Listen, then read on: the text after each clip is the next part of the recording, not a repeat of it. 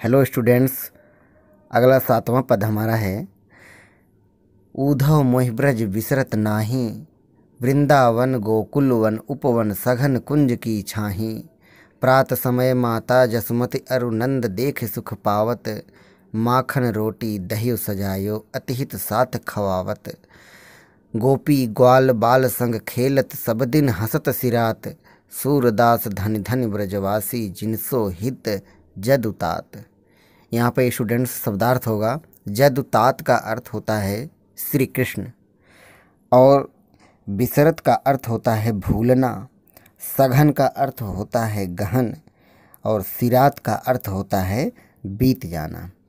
Students, हम संदर्भ कैसे लिखेंगे कि प्रस्तुत पद्यांश हमारी पाठ्य पुस्तक हिंदी काव्य संकलन में सूरदास द्वारा रचित सूर सागर के पद से लिया गया है।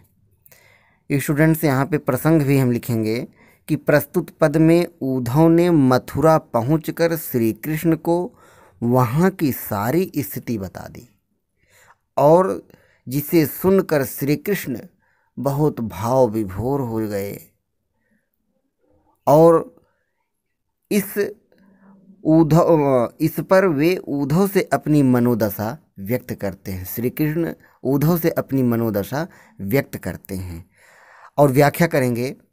उद्धव मोहि ब्रज बिसरत नाही। हे उद्धव, श्री कृष्ण ने अपने मित्र उद्धव से ब्रजवासियों की दीन दशा सुनी और उन्हीं के ध्यान में खो गए, और वे कहते हैं कि हे उद्धव, हे मित्र, मुझसे ब्रज भुलाया नहीं जा रहा है, मैं ब्रज भूल नहीं पा रहा हूँ। वृंदावन गोकुल वन उपवन सघन कुंज की छाही। वृंदावन और गोकुल के वन उपवन सभी मुझे याद आते रहते हैं, और सघन कुंज की छाही, वहाँ के घने कुंजों की छाया को मैं भूल नहीं पाता। प्रात समय माता जसमति अरु नंद देख सुख पावत। प्रातःकाल होते ही माता जशोदा और नंद मुझे देख करके बहुत सुख को प्राप्त करते थे, बहुत उन्हें सुख मिलता था, और उन्हें बार बार मुझे उनकी स्मरण आ रही है, याद आ रही है। माखन रोटी दही सजायो अतिहित साथ खवावत। वे मुझे मक्खन रोटी और भली प्रकार जमाया हुआ दही कितने प्रेम से खिलाते थे, बहुत ही चाव के साथ खिलाते थे, बहुत ही अच्छे से खिलाते थे। गोपी ग्वाल बाल संग खेलत सब दिन हंसत सिरात।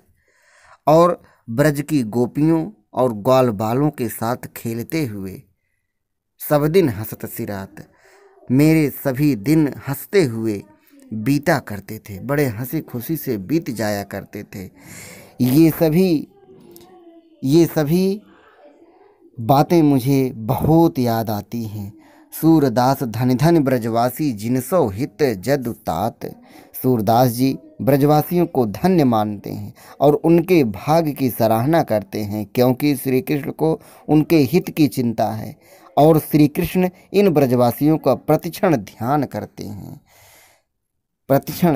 करते हैं। इसी का वर्णन इस पद में किया गया है। स्टूडेंट्स, इसमें छंद होगा। स्टूडेंट्स, जो काव्य सौंदर्य विशेषता लिखते हैं नीचे, तो वहाँ पे काव्य सौंदर्य में छंद होगा गेय पद, रस यहाँ पे श्रृंगार रस होगा, और जो शब्द शक्ति होगा वो अभिधा और व्यंजना होगी, गुण माधुर्य होगा, अलंकार ब्रज विसरत वृंदावन गोकुल वन उपवन में अनुप्रास अलंकार होगा। स्टूडेंट्स, 8वां पद होगा। स्टूडेंट्स, उद्धव मन न भये 10-20, एक हुतो सो गयो श्याम संग को अवराध है ईस। इंद्री शिथिल भई केसो बिन ज्यों देही बिनु शीस। आशा लागी रहति तन श्वासा, उद्धव जीवहि कोटि बरीस। तुम तो सखा श्याम सुंदर के सकल जोग के ईस। सूर हमारे नंद नंदन बिनु और नहीं जगदीश। यहाँ स्टूडेंट्स शब्दार्थ होगा। हुतो का अर्थ होता है हुआ करता था, अवराध है आराधना करें, ईश निर्गुण ब्रह्म, देही शरीरधारी, बरीस वर्ष, सखा अर्थात मित्र, जोग के ईश मतलब योग के ज्ञाता, मिलन कराने में निपुण। और यहाँ पे संदर्भ है, जैसे मैं पहले लिखाया था, प्रस्तुत पद्यांश हमारी पाठ्यपुस्तक सूरदास द्वारा रचित सूरसागर के पद से लिया गया है। प्रसंग में होगा स्टूडेंट्स यहाँ पे उद्धव जी गोपियों को योग का संदेश देने के लिए मथुरा से गोकुल आए हुए हैं, और श्री कृष्ण के मथुरा चले जाने पर गोपियाँ अत्यधिक व्याकुल हैं, बहुत परेशान हैं। वे योग की शिक्षा ग्रहण करने में, वे गोपिकाएं योग की शिक्षा, उद्धव द्वारा योग की शिक्षा जो दी जा रही है उसको प्राप्त करने में, ग्रहण करने में असमर्थ हो रही हैं, और अपनी मनोदशा को उद्धव के समक्ष व्यक्त करती हैं, और अपने मन की बात को, अपने मन के दुख को उद्धव से व्यक्त करते हुए कहती हैं कि हे, व्याख्या सुनिए अब, करती हैं कि उद्धव मन न भय 10-20। गोपियाँ उद्धव से कहती हैं कि हे उद्धव, हमारे 10-20 मन नहीं है। उद्धव मन न भय 10-20, हे उद्धव हमारे पास 10-20 मन नहीं है। सबकी तरह हमारे पास एक हुतो सो गयो श्याम संग को अपराधे। सब लोगों की तरह हमारे पास भी एक मन था, वह कृष्ण के साथ चला गया। वह जो मन था हमारे पास, वह कृष्ण के साथ चला गया। अतः हम मन के बिना तुम्हारे बताए गए निर्गुण ब्रह्म की आराधना कैसे करें। हे उद्धव, जो आप निर्गुण ब्रह्म की आराधना के विषय में बता रहे हैं, उसकी आराधना हम कैसे करें। और जो एक मन था वह कृष्ण के साथ चला गया। इंद्रिय शिथिल भई केशव बिन, ज्यों देहि बिन शीस। श्री कृष्ण के बिना हमारी सारी इंद्रियां, इंद्रिय शिथिल भई केशव मतलब कृष्ण, हमारे श्री कृष्ण के बिना हमारी सारी इंद्रियां निष्क्रिय हो गई हैं, शिथिल हो गई हैं। अब हमारी दशा बिना सिर के ज्यों देहि बिन शीस, अब हमारी दशा बिना सिर के प्राणी जैसे हो गई है। अर्थात हमारे शरीर में सिर नहीं है, हमारा शरीर बिना शीस का हो गया, बिना सिर का हो गया। आशा लाग रहत तन श्वासा, जीवहि कोटि बरिस। हम कृष्ण के बिना मृतवत हो गई हैं। जीवन के लक्षण के रूप में हमारी श्वास केवल इस आशा से चली आ रही है। आशा लाग रहत तन श्वासा, हमारे शरीर से सांसें इस तरह से आ रही हैं, इस आशा में आ रही हैं, इस आशा से चल रही हैं कि श्री कृष्ण मथुरा से अवश्य लौटेंगे और हमें उनके दर्शन प्राप्त हो जाएंगे, हमें उनके दर्शन प्राप्त हो जाएंगे। जीव कोटि बरिस, श्री कृष्ण के लौटने की आशा के सहारे ही हम तो करोड़ों वर्ष तक जीवित रह लेंगे। उनके आस में, उनकी प्रतीक्षा में हम करोड़ों वर्षों तक यहाँ जीवित रह लेंगे। फिर गोपियाँ उद्धव से कहती हैं कि तुम तो सखा श्याम सुंदर के, सकल जोग के ईश। हे उद्धव, गोपियाँ उद्धव से कहती हैं कि हे उद्धव, तुम तो कृष्ण के अभिन्न मित्र हो और संपूर्ण योग विद्या तथा मिलन के उपायों के ज्ञाता हो। यदि तुम चाहो तो हमारा योग मिलन अवश्य करा सकते हो। यहाँ पर सूर हमारे नंद नंदन बिनु और नहीं जगदीश। यहाँ गोपिकाएं उद्धव को स्पष्ट कह देना चाहती हैं, बता देना चाहती हैं कि सूर हमारे मतलब नंद जी के पुत्र श्री कृष्ण को छोड़ करके और नहीं जगदीश, हमारा कोई भी आराध्य नहीं है। हे उद्धव, हम श्री कृष्ण के बिना अन्य किसी से प्रेम नहीं कर सकती हैं। इसी का भाव यहाँ पे बताया गया है स्टूडेंट्स। यहाँ पे भाषा वही है, ब्रज भाषा है, छंद गेय पद है, रस श्रृंगार रस में वियोग श्रृंगार है, और अलंकार में सखा श्याम सुंदर के में अनुप्रास अलंकार है, और योग शब्द में श्लेष अलंकार है, ज्यों देहि बिनु शीस में उपमा अलंकार है, आगे है स्टूडेंट्स, ऊधव जाहु तुम्हें हम जाने, श्याम तुम्हें यहाँ कौ नहीं पठयो, तुम हो बीच भुलाने, ब्रज नारिन सो जोग कहत हो, बात कहत न लजाने, बड़े लोग न विवेक तुम्हारे, ऐसे भय अयाने, हम सो कही लई हम सही के, जी गुण ले हु सयाने, यह कह अबला कह दशा दिगंबर, मस्ट करो पहचाने, सांच कहो तुम को अपनी सो बूझत बात निदाने, सूर श्याम जब तुम्हें पठायो, तब नए कहूँ मुस्काने। यहाँ पे शब्दार्थ होगा स्टूडेंट्स, पठायो का मतलब होता है, पठयो का अर्थ होता है भेजा है, अयाने का मतलब अज्ञानी, मस्ट करो तुम हो चुप हो जाओ, मस्ट करो चुप हो जाओ, सौ मतलब सौगंध, निदाने का मतलब आखिर में, नयकह का अर्थ होता है कुछ। अब इसका संदर्भ वही होगा, प्रस्तुत पद्यांश हमारी पाठ्य पुस्तक हिंदी काव्य संकलन के सूरदास द्वारा रचित सूरसागर से लिया गया है।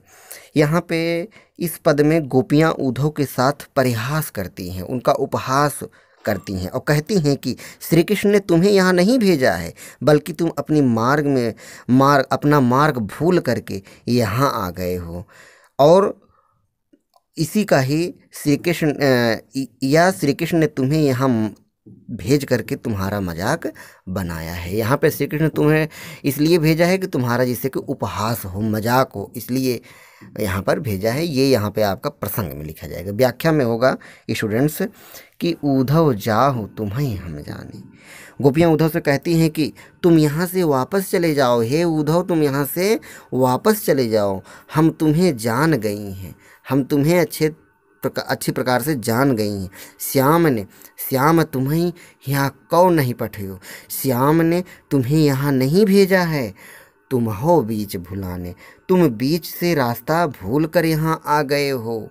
ब्रज नारिन सो जोग कहत हो, बात कहत न लजाने, ब्रज की नारियों से योग की बात करते हुए तुम्हें लज्जा नहीं आ रही है। बात कहत न लजाने, बात कहते हुए तुम्हें लज्जा नहीं आ रही है। बड़े बड़े लोग न विवेक तुम्हारे, ऐसे भय अयाने, तुम बुद्धिमान और ज्ञानी होंगे, परंतु हमें ऐसा लगता है कि तुम में विवेक नहीं है, नहीं तो ऐसी अज्ञानतापूर्ण बातें हमसे क्यों करते। क्योंकि तुम बुद्धिमान और ज्ञानी होंगे, परंतु हमें ऐसा लगता है कि तुम में विवेक नहीं है, नहीं तो ऐसी अज्ञानतापूर्ण बातें हम जैसी नारियों से नहीं करते। ऐसे भय आने, तुम अच्छी प्रकार से जानते हो, हमसो कई लई हम सही के, जी गुण ले हु सयाने, तुम अच्छी प्रकार से मन में विचार कर लो, हमसे ऐसा कह दिया तो कह दिया, हम गोपिकाओं से ऐसी बात कह दिए तो कह दिए, और अब किसी अन्य से ऐसी बात मत करना, क्योंकि हम गोपिकाएं तो आपकी बात सह लिए, लेकिन और किसी व्यक्ति से और किसी गोपी से ऐसी बात मत करना। हमने तो सहन भी कर लिया, कोई दूसरी गोपी इसे सहन नहीं करेगी। कहाँ अबला कह दशा दिगंबर, मस्ट करो पहचाने, कहाँ तो हम अबला नारियां और कहाँ योग की नग्न अवस्था।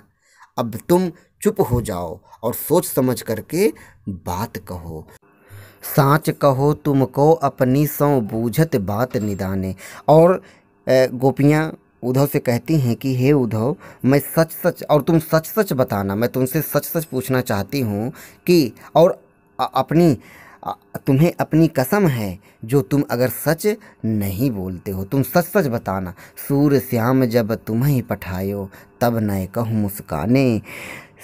सूर श्याम, जब श्री कृष्ण ने तुम्हें यहाँ भेजा था, हे उद्धव, जब श्री कृष्ण ने तुम्हें यहाँ भेजा था, तब उस समय वे मुस्कुराए थे या नहीं?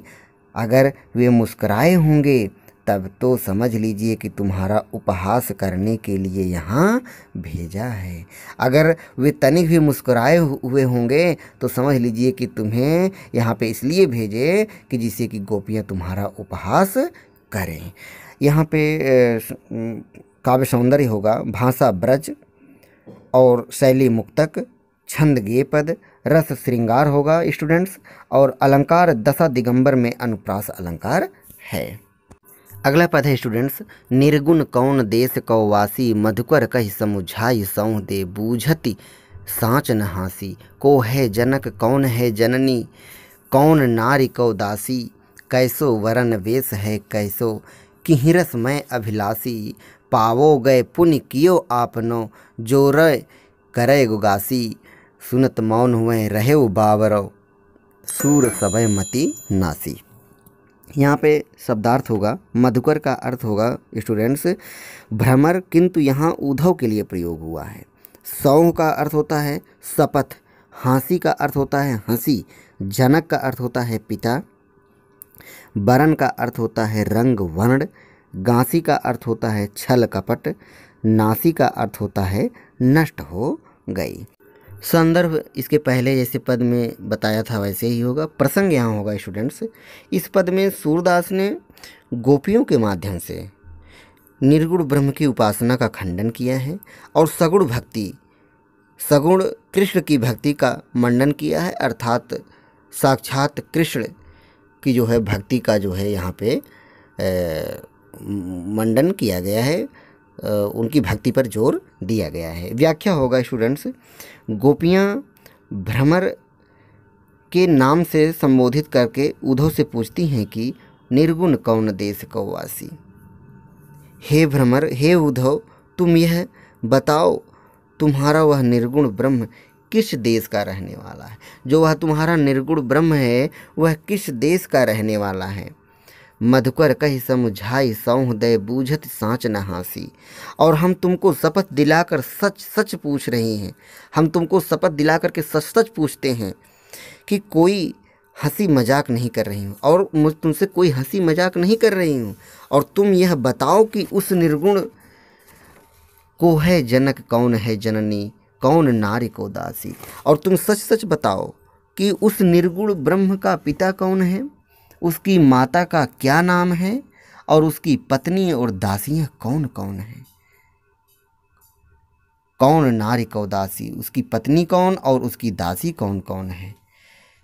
उस निर्गुण ब्रह्म का रंग कैसो, वर्ण भेष है कैसो, किहिरस मैं अभिलाषी। और उस निर्गुण ब्रह्म का रंग कैसा है और वेशभूषा कैसी है, और उसकी किस रस में रुचि है, उस निर्गुण ब्रह्म की किस रस में रुचि है। गोपियाँ ये सब बातें उद्धव निर्गुण ब्रह्म के विषय में उद्धव से पूछती हैं। पावोगे पुण्य कियो आपनो, जोरे करव गासी। और गोपियाँ उद्धव को चेतावनी भी देते हुए कहती हैं, उनको सजग करती हैं, सचेत करती हैं, कहती हैं कि यदि हमें सभी बातों का ठीक ठीक उत्तर देते हो, सही सही बताते हो तो ठीक, अगर जरा भी छल करोगे तो अपने किए का फल अवश्य पाओगे। पावोगे पुण्य कियो आपनो, जोरे करोगे गासी। अगर तुम तनिक भी छल कपट करोगे तो किए गए कर्म का, बोले गए झूठ का, किए गए छल कपट का फल तुम अवश्य पाओगे। सुनत मौन हुए रहे बाबरो, सूर सभय मति नासी। सूरदास जी कहते हैं कि गोपियों के ऐसे प्रश्न को सुन करके, सूरदास जी कहते हैं कि उद्धव गोपियों के इस तरह के प्रश्न को सुन करके ज्ञानी उद्धव ठगा सा रह जाता है, बावड़ा हो जाता है, पागल हो जाता है, खड़ा का खड़ा ही रह जाता है, और उनका सारा ज्ञान, गर्व जो उनका ज्ञान था, जो उनको अपने ज्ञान पर गर्व था, अनपढ़ गोपियों के सामने नष्ट सा हो गया है। जो गोपियाँ पढ़ी लिखी नहीं है उनके सामने उनका ज्ञान सब नष्ट हो जाता है। यहाँ पे भी भाषा सरल ब्रज भाषा का प्रयोग किया गया है, शैली मुक्तक है, और रस वियोग श्रृंगार एवं हास्य रस का भी यहाँ पे वर्णन किया गया है। छंद गेय पद है, गुण माधुर्य है, और अलंकार समुझाई सौंह दय, पावो गए पुण्य में अनुप्रास अलंकार है। संदेशो देवकी सो कहियो, हूँ तो धाय तिहारे सुत की, मया करत ही रहियो। यद्यपि टेव तुम जानत उनकी, तो मुहि कही आवे, प्रात होत मेरे लाल लडैते, माखन रोटी भावे। तेल उबटनो अर तातो जल ताहि देखि भज जाते। जोई जोई मांगत सोई सोई देती क्रम क्रम करि के नहाते। सूर पथिक सुन मोहि रैन दिन बढ़ियो रहत उर सोच मेरो अलक लड़ैतो मोहन हुई हैं करत संकोच। यहाँ पर अर्थ शब्दार्थ होगा। धाई का अर्थ होता है सौतेली माँ या आया या सेविका। टेव का मतलब हठ करना। आवत लड़ैते लाडले। तातो का अर्थ होता है गर्म। क्रम क्रम का मतलब धीरे धीरे। रैन का मतलब रात। उर का अर्थ होता है हृदय। और अलक लड़ैतो दुलारे। यहाँ पे संदर्भ वही होगा कि प्रस्तुत पद्यांश हमारी पाठ्य पुस्तक सूरदास द्वारा रचित सूरसागर से लिया गया है। यहाँ पे प्रसंग यह है कि श्री कृष्ण के मथुरा चले जाने पर माता यशोदा बहुत दुखी हो जाती हैं और उनके मन में विभिन्न प्रकार की आशंकाएं, उनके मन में बहुत चिंताएं उत्पन्न होने लगती हैं और वह देवकी को संदेश भेजते समय अपने मन की पीड़ा को व्यक्त करती हैं। किसी पथिक के माध्यम से देवकी को संदेश भेजती हैं और अपनी पीड़ा को व्यक्त करना चाहती हैं। कहती हैं कि संदेशो देवकी सु कहियो। पथिक के माध्यम से वो संदेश भेजती हैं कि कृष्ण तुम्हारा ही पुत्र है। हाँ तो धाय तिहारे सुत की। कृष्ण तुम्हारा ही पुत्र है, मेरा पुत्र नहीं है। हाँ तो धाय तिहारे सुत की मया करते ही रही हूँ।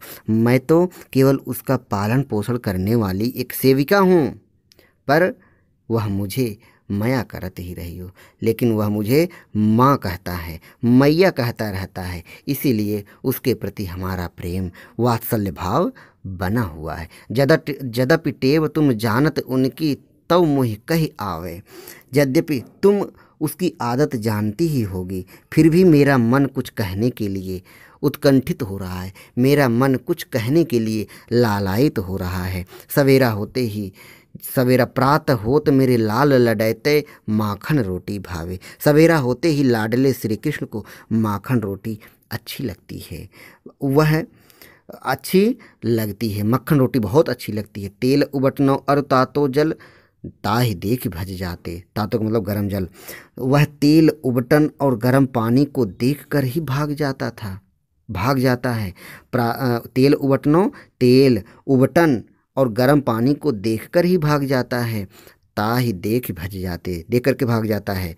और जोई जोई मांगत सोई सो देती क्रम क्रम करके नहाते। उस समय वह जो कुछ मांगता था, जो कुछ भी मांगता था, वही उसे देती थी। तब वह धीरे धीरे नहाता था। क्रम से उसे मैं देती रहती थी और वह धीरे धीरे नहाता था। मुझे सूर पथिक सुन मोहि रैन दिन बढ़ियो रहत उर सोच मेरो अलक लड़ैतो मोहन हुई करत संकोच। यहाँ पर मुझे तो रात दिन यही चिंता सताती है कि अभी कुछ मांगने में संकोच करते होंगे। पथिक से ये संदेश भेजते हुए कहती हैं कि जाके कहना कि अभी वे कुछ भी मांगने में संकोच करते होंगे, जिससे कि उसका मन दुखी रहता होगा। इसीलिए मेरो अलक लड़ाई तो मोहन हुए कर संकोच करते होंगे। यही बातें इस पद में बताया गया है। इसीलिए तुम उसे प्रातः माखन रोटी दे देना और नहाते समय जो कुछ मांगे देते रहना, जिससे कि वे क्रम से नहाते रहें, जिससे कि उनके मन में कोई सोच ना हो, उनका मन दुखी ना हो। यही वर्णन इस पद में सूरदास जी के द्वारा किया गया है। यहाँ पे भाषा है स्टूडेंट्स ब्रज, शैली मुक्तक, छंद गेय पद, रस वात्सल्य रस है, शब्द शक्ति अविधा है, गुण माधुर्य है और अलंकार लाल लडैते में अनप्रास है और जोई जोई सोई सोई क्रम क्रम में पुनरुक्ति प्रकाश अलंकार है। स्टूडेंट्स आप इन्हें लिखिएगा, जिससे कि आप को अच्छे से समझ में भी आ जाए। और अगर आप इसे दोहराते रहते हैं, रिपीट करते रहते हैं, तो निश्चित है कि आप हाई स्कूल की परीक्षा में ज़्यादा से ज़्यादा अंक लेकर के आएंगे। मेरा यही लक्ष्य है कि आपको अच्छे से समझ में आ जाए। यही सब बातें हैं। ये आपका पाठ भी ख़त्म होता है और आप स्टूडेंट्स अगर इसे लाइक न किए हो तो लाइक कर लीजिए, और सब्सक्राइब भी नहीं किए हैं तो नए सब्सक्राइबर हैं, नए यूट्यूब को देख रहे हैं हमारे चैनल को, तो आप इसे सब्सक्राइब भी कर दीजिए, जिससे और एक बेल आइकन होता है उसे दबा दीजिए, जिससे कि आपको जब भी नया वीडियो मैं दूं तो आपको वह सूचना मिल जाए और आप उसे देख भी लेंगे। इस तरह से स्टूडेंट्स बातें पूरी होती हैं, पाठ खत्म होता है। धन्यवाद।